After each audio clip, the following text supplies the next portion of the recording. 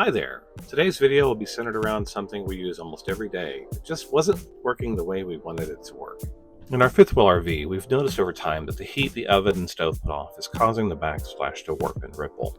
I'll be working on an aluminum backsplash that will give some protection, keep any further damage from occurring, and provide a modern industrial look.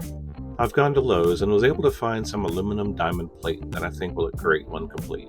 The new heat shield should be 21 inches tall, however, I was only able to find 12-inch sections. This means I will need to overlap the sheets when I fix them to the wall. I won't be cutting them. To keep the edges of the aluminum from cutting anyone, I'll see what I can do to dull them out, either hammering them over or rounding them. I'm going to take this outside and see what I can do with the sharp edges.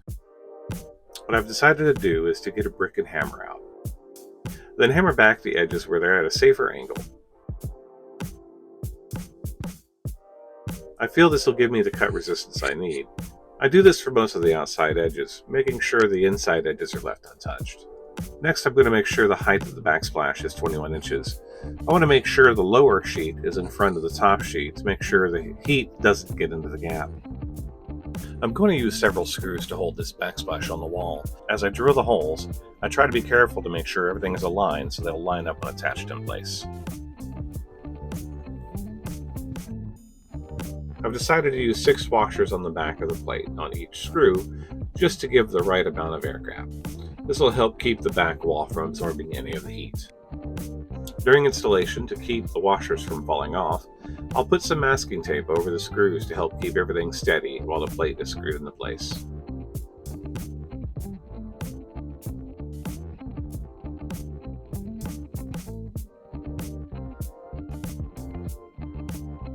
Now that the backsplash is complete, I'm going to put it in place and make sure everything lines up.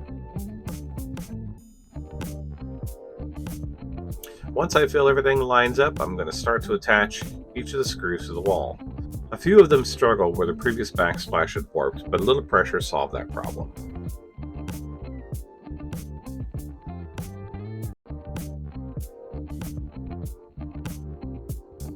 After that's complete, I take a moment to look over the finished product, and I feel very pleased with the results. I originally wanted to use copper, but after speaking with my wife, I think we're both happy we decided to use a diamond plate instead. I did end up adding a few more screws off camera to help keep the lines a little more steady around the edges.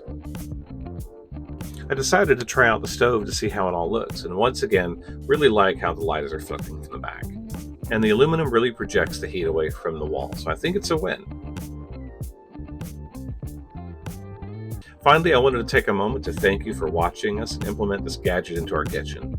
If you feel I've earned your like and subscription, please hit the appropriate buttons below. If you feel I could have done something better or different, please share that also. Until next time.